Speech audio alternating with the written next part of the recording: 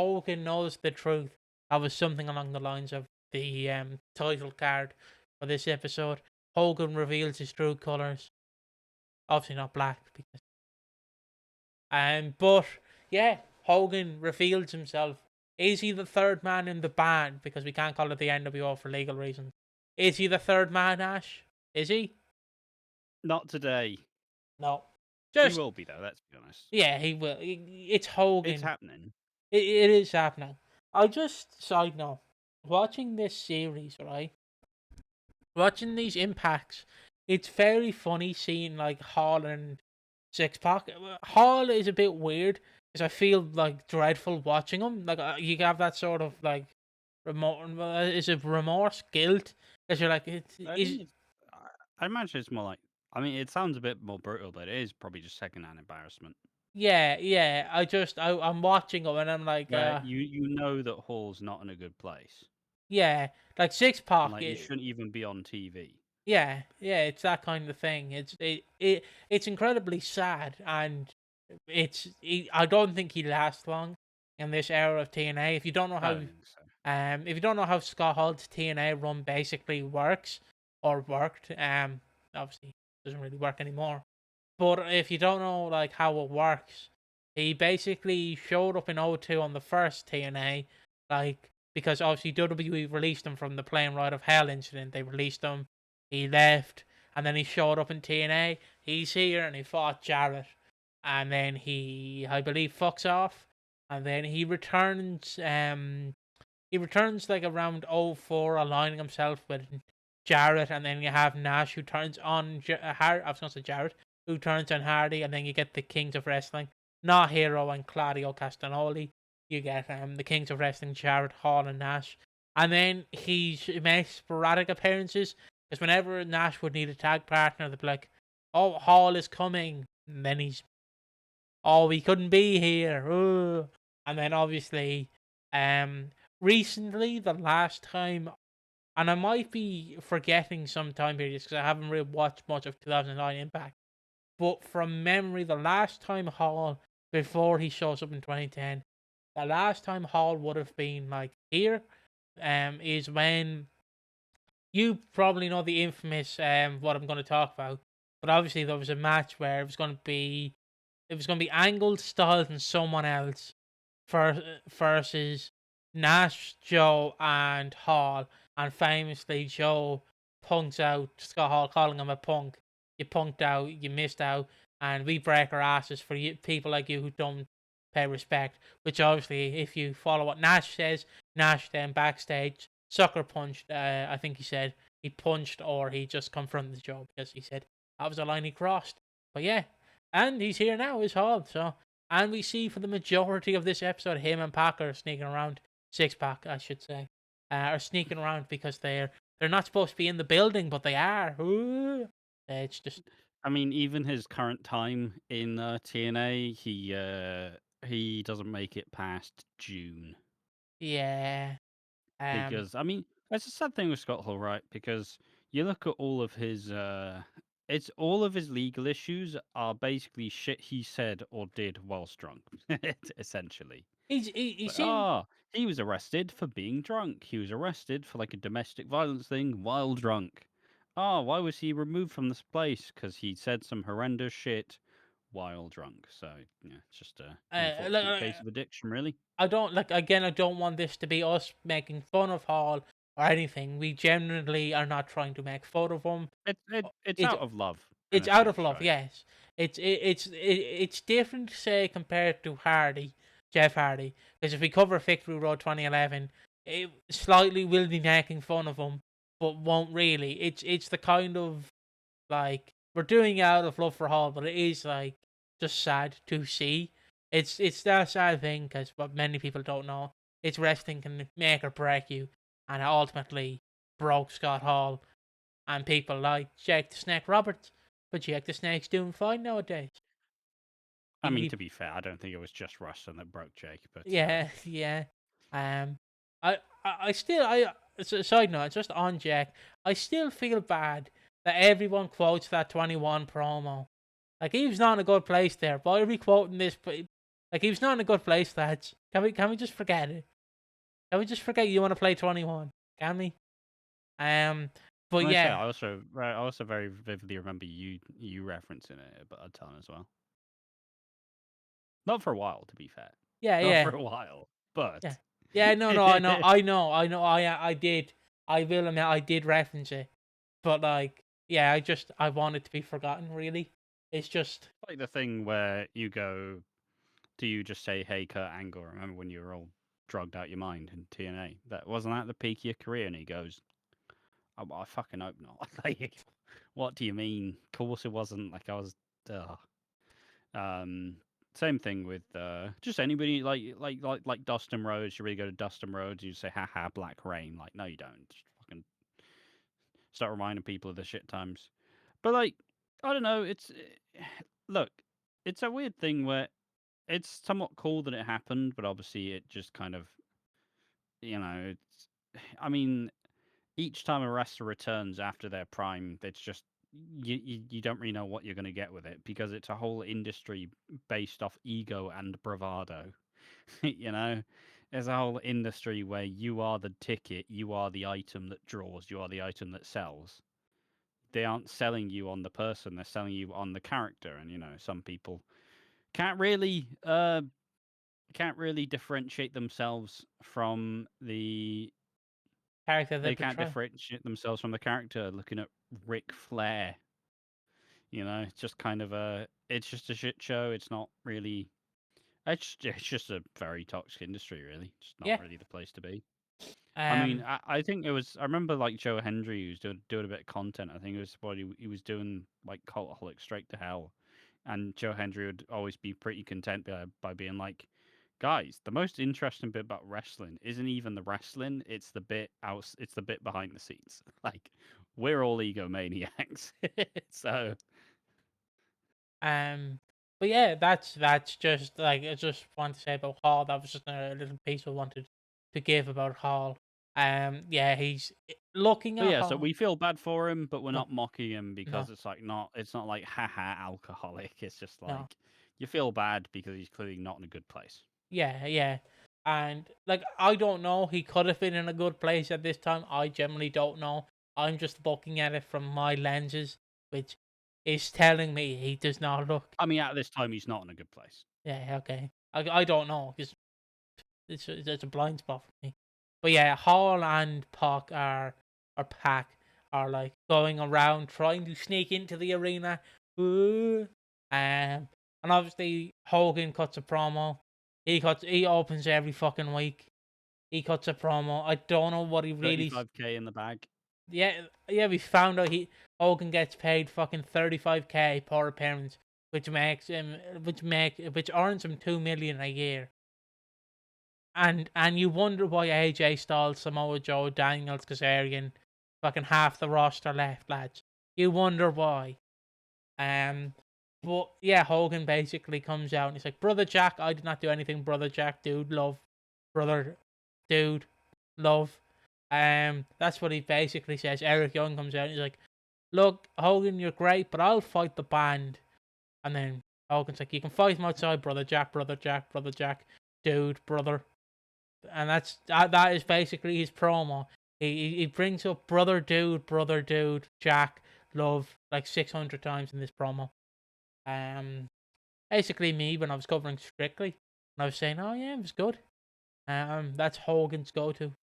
Um, Anything to Yeah, say? it's just I don't know. It's just a bit of a weird segment, anyways. Hogan essentially says if you want to fight him, take it outside.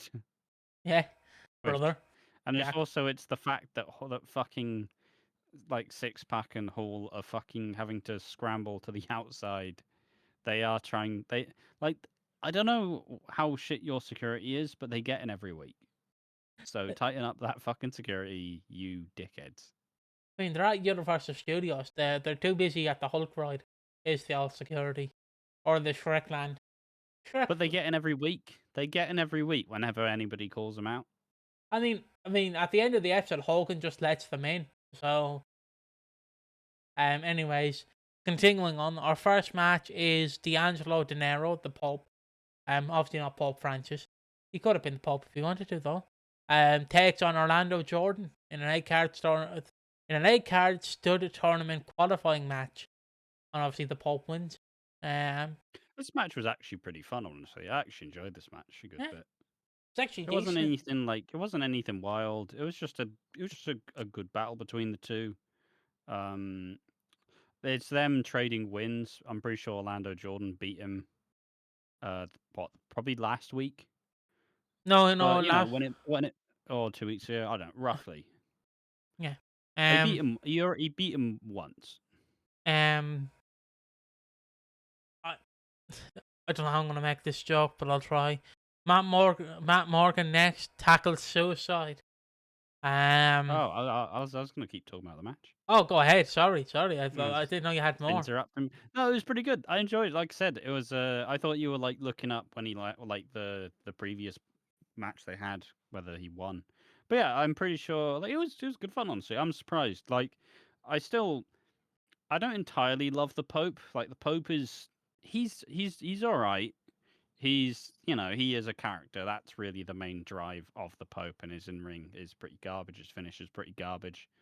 Um, and kind of been pretty I've been pretty resistant to actually give Orlando Jordan his flowers. I still kind of wonder why the fuck he is brought in, but he's been doing good work so far. I just think it's a little kind of I don't know. I like that they're doing this tournament. I like that it's not a 7 year long tournament. Like AEW. I like the idea. Um, but I also like how it's fairly lightweight as well. But yeah, it was a good match, good finish. I'd be happy to see this feud continue. Yeah, that's good. A lot. I also like Orlando Jordan's gear. That is pretty cool. Yeah, It's like he like has the front as like color and then the back as like black. Yeah, I like it. I'm sold. I'm in a good mood. I enjoyed the show for once.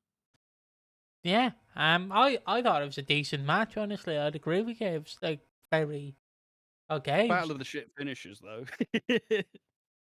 Um, But but although Orlando Jordan's finisher being called the Black Ice, pretty sick name. Way yeah. better than the actual move itself, and I y- love flatliners. Uh, and then I just went to Ash during the match because obviously they show for some people the finishers' names. I went, Ash, is the move called Blackface? And he went, no, it's called Black Ice Piggy. I went, oh, whoops, sorry. And then I did say blackface does ruin careers, so And then I said it depends on the circumstance. don't Um, get caught doing it. €5,000, and then everybody has a price. And Ash's price is payless because he's not going to do it. But yeah, up up next, Matt Morgan tackled suicide just to do that again. I see. I don't know whether I should call. It's not even November anymore, so it's not even Men's Mental Health Month. Yeah. See, I don't know if I have to call him suicide or manic. I don't know which one I'm supposed to call him by. But at this I mean, this time, this channel's never getting monetized, like no. Or as you call him, suicide. So, um, Suicide. yeah. It's YouTube friendly, Wait, and also so mental as well. isn't his fucking theme like suicide is coming? Suicide. Something like that. Suicide. Like Like who? I don't know. Like a part of me just finds it funny. It's just the thing of like YouTube censors, right? 'Cause if you're monetized on YouTube and you talk about serious shit, obviously you want to say the word, but you kind of want to censor it because YouTube will just demonetize you. Something that we've not really had to deal with it too much. Usually, we either just say the word after the first minute, but fundamentally, when you are monetized, you do have to worry a little bit, especially if you are a big channel, because if they deem you in the fucking content gulag, you're fucked essentially. Like if they rate your videos bad, you kind of it. I don't know. It's a weird thing where if you get bad rating accuracy, they actually like have to manually review a bunch of your videos, and by that I mean AI. So in that sense, it then kind of leaves you a little bit shagged where they have to. I've really got myself in a fucking muddle saying this. Point being, people devise their own little language to get away from the censors, and suicide is one. Yeah, Suicide, Grape, PDF file. The one I don't mind is CSAM, which is better than saying CP. But yeah, it's just a wild lexicon of shit language that people. But the funniest bit about it is purely the fact when people use it in actual conversation. It's like, yeah. oh, did you think that this? It's like because obviously the other channel is soaps. Like, did you think that this grape storyline was really impactful? It's like, yo, well, not if you fucking say it like that. Like, what do you mean? Is this character a PDF Is this file? Suicide storyline one of the best they've ever done? I don't fucking know. Probably not if you ask it like that.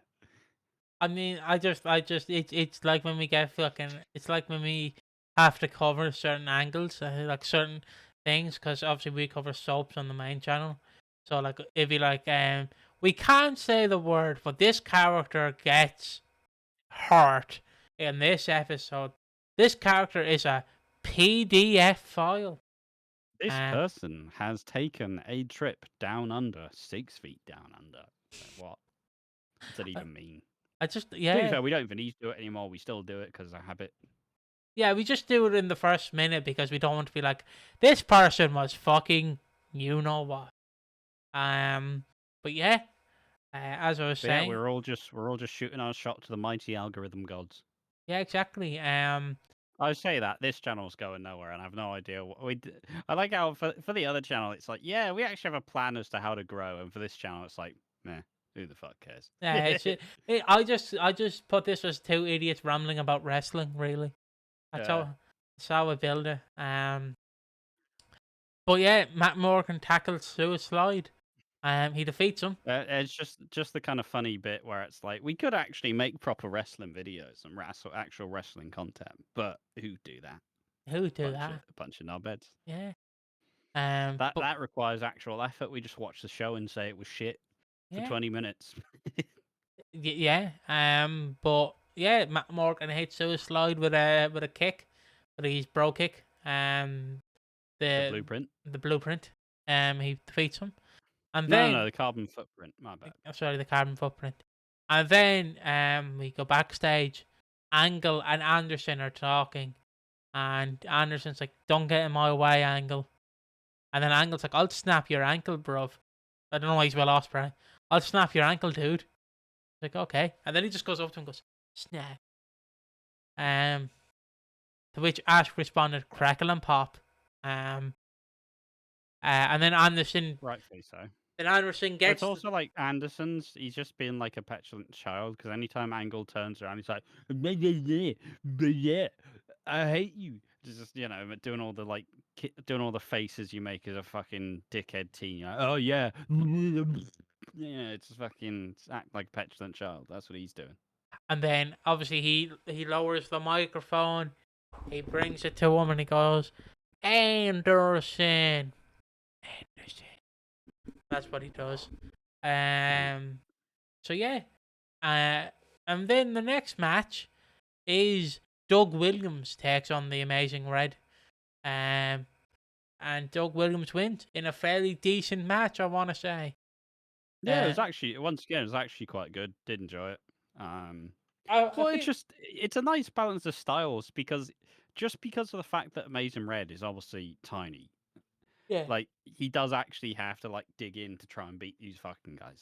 yeah, So it's very cool how he uses his body to try and just show it, and like a bunch of cool moves, like some cool kicks, like hitting an enziguri, and then also like whilst he's like bent over, he like tries to like run up his back and kick. Like there's just a lot of cool.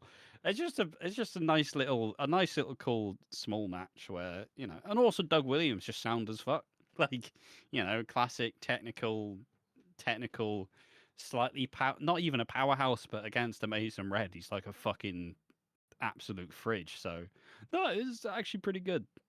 and then, can you please And for the yeah, net and also we get the fucking coolest move, which is Chaos Theory, the rolling German suplex from the turnbuckle. and I love it. It's so good. and obviously Doug Williams wins. Can you for the next one I'll give the opponents. Can you do the intro? So we've Angelina Love and Tara, and they take on. The beautiful people. Yeah, Yeah, there you I was go. locked in. I swear. The beautiful people, the beautiful people. That one. And then obviously, you have Tara who has the theme of all the things he said, Broken. all the things he said, all the Me, things he said. me, me, me, me, me. They're mumbling. They're not even singing anything. Me. Broken. It's like, me. I I do just like the themes. I do like the themes though. They are growing on me. Yeah. Do you know Amazing Red's theme is actually just like Monty Brown's theme, but they just take out the. Oh, It is. They just take out because Monty Brown's theme is the I exact same. take out the fucking good bit. They take out the bit because obviously it's like the pounds, the pounds.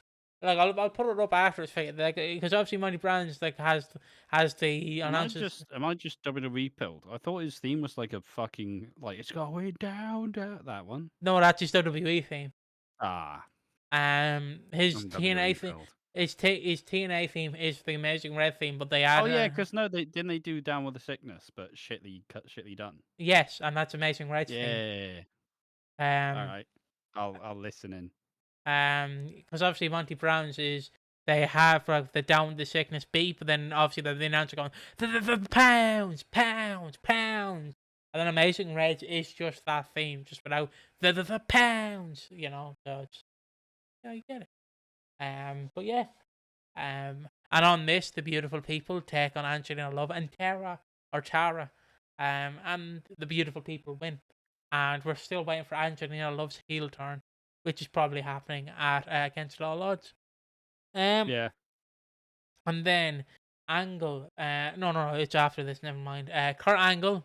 Oh no, sorry. Desmond Wolf cuts a promo, or as we probably call him, Nigel McGuinness cuts a promo, and basically just makes fun of all four men or all three men, and bakes himself up. This promo is just mental, isn't it? Like it's so ridiculous, but like I don't know, because obviously we both like Nigel McGuinness. We think he's pretty good, and obviously, the fact that he's come out of retirement and gets to wrestle like once a year is fucking sick. Yeah. So that obviously has helped it, and he's probably one of your favorite wrestlers. Oh, mine, yeah, Um, definitely. He's grown on me, yeah. yeah, and this promo is just so weird because he does a bit about like poker, and he says obviously I'm gonna come out on top. He gives them all like shit nicknames, which is also an easy. Like he calls Hernandez like Mister Maxi Pad. He calls Angle Kurt Mangled. Yeah, Kurt Mangle. Um, and he says just Anderson some like dickhead who doesn't know when to shut the fuck up. And then, because I have the glasses here, he then puts his glasses on like that, and then does that. But yeah, he's become one of my favorites. Probably one of my favorites of all time.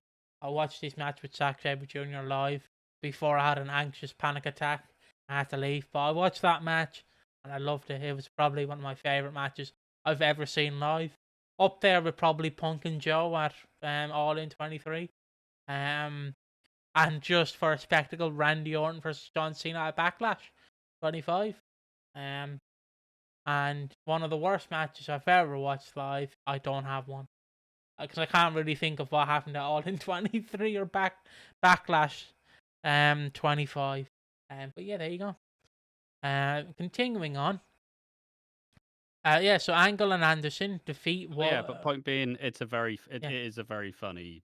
It's a funny weird promo, but it just grows on you. It does. Just like by the end, you're like, that was fun. I don't really know what happened. I don't know why, but at the end of the day, still pretty I fucking good. just I bring it up sometimes, but I just like the fact that Nigel McGuinness nowadays does magic, and like he blends magic with wrestling. So obviously, if you want him to tell stories about like, oh, I was wrestling Brian in this dungy ass building in 2006 on in front of 500 people, he'd obviously do it, but he tries to entice you to go when he's doing magic. So obviously, when he's doing the magic, he can do the stories, which is nice to hear. Yeah, just that's what he does. Some bloke. Basically, be like, "Is this your I will card?" tell you a story, but you will watch my magic show. Yeah, exactly.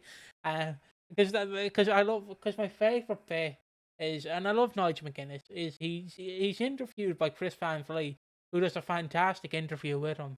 But like halfway through, Also, the funny bit as well about this promo is the fact that he does the Anderson bit, but like Christy Hemme just gets really like buckled. So like she starts laughing when he starts mocking Anderson. It's just like, is this live? Like, what the fuck's going on here? Like, but yeah, like when he ever talks about wrestling, he will give some stories in interviews, but he'll be like, "Come see my magic show, and I'll tell you I'm home." Ooh. But yeah, no, he's yeah, a grafter. he is from the UK, to be fair. Look, but as I was Look, saying, he got to TNA in 2009. He's got some hustling under his belt. but yeah, because he does the bit where he's going Mister, and then he's like Anderson. Wait a minute, love, Mister Anderson. Wait a minute, love, Mister Wolf. But yeah, that's what he does. And then Angle and Anderson defeat Wolf and Hernandez because Angle slams McGuinness and Anderson tags in, throws Angle out of the ring, and just pins Wolf or McGuinness. So yeah, decent match. Yeah. Yeah, obviously Anderson like runs off to the back and Angle starts shouting at him. But the best bit as well is obviously Angle's got his fucking mouth guard in. So like if he was Mike to be like, Anderson, you're a piece of shit. It's just fucking like Fucking it's just so ridiculous. prime You Tyson. can't shit talk people with the mouth guard in. It doesn't work because obviously the lip doesn't. You can't make all the same movements. So it's just like, fuck you, Anderson. He's Mike Tyson. uh, it's Um, so good. It's so good. It's ridiculous. it, Uh, it's uh, it's just funny. It's like it's juvenile, yes, but is it still funny? Yes. I will say favorite bit is Angle Fuck goes. you, Anderson. You piece of shit. Just fucking like what? uh, Just stop shouting at him. It's not getting picked up. And if it was, microphone him up, please, next time. But Angle does go backstage. He obviously takes the Vanguard R, and he's like, "Young, do not go." Obviously, this happened before. He's like, "Do not interfere in my match. You stay back here, you little shit. You you stay back Why? here." Why is Young interfering? Because he obviously wants to help Angle take on the band. Yeah, but Um, the band aren't coming. Yeah, but he's basically telling him to stay back for the band. And then also, Foley talks to Bischoff, and Bischoff's like, yeah, yeah, Foley, you're going to wrestle Abyss at the pay-per-view. You're going to be the last two cards in the stud tournament. And also, we're going to unmask Abyss next week, which is not happening. I don't think Abyss gets unmasked. I think he turns heel. But yeah, that's what happens there. And finally, to wrap it up, we have two segments. We have Joe and Also, I Stuff. will say, if the show had ended after the tag match, it would have been actually a pretty fun show, Yeah, and it would have flown by. but uh, can you give us a bit of Joe's theme for us, if you don't mind? If you No, can't, okay. But I'm it's not a fucking. No, I'm. What do you want from me? trying How am to I supposed to do his theme? the ooh bit, if you can. I'm not a Okay. fucking human jukebox. Yes, you are. Yes, you are. Um, I'm but not. I'm not a DJ at your mate's wedding. Play Wonderwall. Fuck off. I've done a set specifically for this wedding. um, but yeah, Joe comes out and he basically just calls AJ a punk. That's what he basically calls him. Styles comes out and he's like, I've been riding with Flair. Me and Flair are the coolest. And then Joe's like, you got down on your knees and kissed his ass. Fuck you and fuck everyone in your life. And then he beats the shit out of Styles. You know when your mate gets into a relationship and he makes his relationship his entire personality. Yeah, That's what AJ's done with Ric Flair. Ric Flair is AJ's entire personality, I would agree. And then yeah, so he and it's basically not working because AJ's actually interesting. Otherwise, like But yeah, so Joe goes to Muscle Buster Stalls. Flair comes in, low blows Joe, who does a massive selling job by it. He like back bumps for some reason. Like, I thought you just fall to your knees, but he back bumps. And then Who was it? I think it was Bret Hart who was. I mean, Bret Hart did another interview and he was just shit on everything. Like for Bret Hart, he did a recent. I think it was. It may have been Inside the Ropes. You know, the one done by Kenny McIntosh. yeah, They do a bunch of tours over UK. Um, it was first Bret Hart saying Ric Flair's like underarm low blows fucking stupid, which yeah, it is.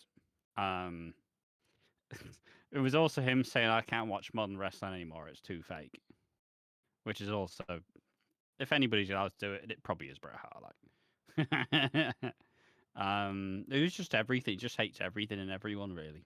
yeah. I mean, it's understandable. He is a miserable guy, but it's understandable why he's miserable. Wrestling took everything from him and gave him nothing back. I can understand why he's miserable. And I don't understand why people complain about Brett. I'm like, he's allowed to be miserable.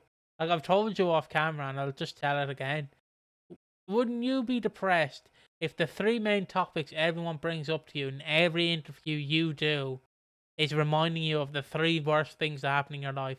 Your brother falling from the rafters into the ring, your career being ended by a guy who just kicked you wrong, and then also you being screwed at a pay per view legitimately and not worked. Wouldn't you be pissed and bitter? I just want people to know that he's allowed to be bitter because of those three reasons. I'd be bitter too. Like, he got into the business because he loved wrestling. No wonder by the end he hated wrestling. It took everything from him and gave him nothing back. Like, and plus, I would also like, I hate working for Bischoff when Bischoff's literal angle is, "Oh, Brett, I know you're a good wrestler, but NWO, Brett, come on, NWO, Brett, NWO." And then when Russo came in, Russo actually, I can't believe I'm saying this, Russo actually booked Hart correctly until he got kicked in the head by Goldberg. But that's another story. But yeah, But yeah, like Brett, if anyone's allowed to be all angry, it's also kind of funny where it's also people who you don't like who are saying modern wrestling is shit. Like fuck this guy, but Bret Hart's allowed. Bret Hart's allowed. I mean, I see. I'll make the exception for Brett just because he's allowed to be miserable. Like I said, wrestling's taking everything from him. But also, like, I feel like you're also, if you were a wrestler 20 years ago, are you still watching wrestling on a weekly basis? No, you're fucking not. No, Like, no, you're not. it's if once you're removed from the game, you're not like, why would you do it? Like, Why would unless you you do it to yourself? like, If you were a big part of something and you're not anymore, you're probably not going to watch it the entire time because, like if you were there as the main person, you're not there anymore, so you're just going to think of it and go, "It's not shit. I'm not there." Yeah. yeah. But like, the only people like who are what I'm saying is like Shawn Michaels and Triple H, like, they have to watch modern wrestling because they're the head honchos in WWE, and also Road Dogg. Well, fuck Road Dogg. So like, that's understandable. Nash, like, obviously Nash is gonna hate modern wrestling because he's not in it and he's not making the money. So But he is also gonna like WWE yeah, though, the key because thing. his boys are there. Yeah, yeah. It's a thing in modern wrestling that I love because you can clearly tell when someone is getting paid by WWE or about to get paid by WWE because they're like, "Wow, AEW really sucks, doesn't it? Wow, it has low attendance rates. Wow, it looks like a mud show outlaw." Am I saying that correctly? Oh, I mean, triple. I'd do it. I mean, yeah. Then you have Jim Cornette, who's just hating everything for the love of the game. Yeah, yeah. Whereas you have Booker T who criticizes AEW, you have Jim Cornette who criticizes both, which is fair enough. Because I do think if you want to criticize something, you criticize everything. If that makes sense, you don't just. I know that's a weird fence to sit on, but if you're gonna criticize modern stuff, criticize everything. I'm not saying you have to watch like 677 promotions, but I'm just saying if you are actively like criticizing just one, criticize the other. I say that as an AW fan, and I say that as Ash is nodding his head in disagreement. But I yeah, am not really a fan of any current wrestling show. yeah. Ash is a fan of When This Is Over. That's what he's a fan of. The last bit of wrestling merch I bought was a fucking ICW t-shirt. I thought it was the CM Punk Head Froze Over bootleg shirt. Technically, but I don't really count it as a wrestling shirt. Ah, fair enough. It's Uh, also a bootleg, so like it's such a bootleg that it's supposed to be a Punk shirt, but it's in Roman Reigns colors. It's um, weird, yeah. but yeah, and basically they go backstage and Hogan talks to Angle and he says to Angle, "Look, mate, you want the band? Go out there and fight the band. I will." And then Angle's like, "You're going to join the band, aren't you?" And he's like, "No." And then Angle goes out. He calls out X Pac and Scott Hall. X Pac comes out, gets battered. Scott Hall comes out, and a funny Fucking moment. slips into the ring. He, his arse just hits the ramp, and he gets in, It and was then look, he sold it well, to be fair. he did, and then basically when he gets into the ring, he still gets battered, and then out comes Hogan, and Hogan takes off his watch, he takes off his glasses. They're pulling down the rope for Hogan to get in. Which side? Whose side is he on? To quote Bobby Heenan. Um, whose side is he on? Well, he says, "Put him up, Jack." He puts on the brass knuckles, punches Hall. He's on the good side for now. Punches Hall and Pac, and basically helps Angle With up. brass knuckles. Yeah, but brass knuckles. And that's the end of your show. Why is Hogan ending your show and not Styles and Joe, who are in the title match this Sunday at Against All Odds? Surely you'd want to put the guys who are fucking probably main eventing the show last on your go home show. It's not like you have a second show to build to. No one's watching Explosion. Like Explosion is just where you get like AW Dark. Like you know, surely you put your champions as the last thing you see on the go home show, not a fucking 50-year-old Hogan. I don't know. I don't know why I'm so frustrated at that. I'm just thinking from a logical point. Surely the last thing you'd want to see on it to get people to buy the pay per views, you Yeah, show but let's Styles. be honest, Hogan's turning heel at Against All Odds. Probably. Probably. Um, So I just yeah, it's I don't know. I already have Hogan fatigue. I don't even fucking. I don't even. I'm tired of him. We've only watched like 5 episodes. He's here for like 3 years. yeah. But he just becomes Obviously, he fucks off after about a year and doesn't really do much after that. But yeah. But like he will be a key focus, and yeah. And that's all I gotta say. If you have anything else to say, you'd say now, and then we'll no, wrap it up. it was an alright episode. It was probably the best episode we've seen in a while. Did enjoy it. But it definitely reached after the 8-man tag. After the format, after the normal tag match. It fucking slowed down dramatically and made it less fun. But it was probably the most interesting episode of Impact we've seen so far. Yeah, and that is the show. We'll see you on the next one. Bye bye. Bye bye.